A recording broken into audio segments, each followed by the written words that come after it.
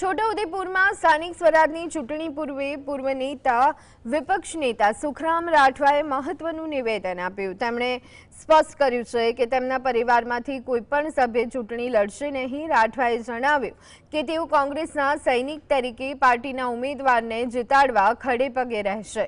જો ગામના લોકોની વધુ માંગ હશે તો પણ તેઓ અન્ય યુવા કાર્યકરોને તક આપવાનું પસંદ કરશે।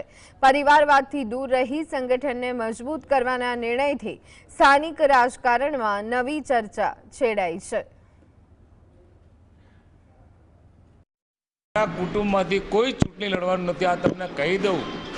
સામેથી જે તે ગામના માણસો આવીને કહે છે કે તમે તમારા ઘરમાંથી અગાઉ તાલુકા પંચાયત 5 વર્ષ સુધી શાસન કરી ગયા, મારો દીકરો તાલુકા પંચાયતનો સભ્ય અત્યારે હયાત હતો, અત્યારે માજી થયો, એની ડિમાન્ડ હોઈ છતાં પણ અમે બીજા યુવાનોને તક આપવા માટે અમે આ સ્થાનિક ચૂંટણીમાં પડતા નથી।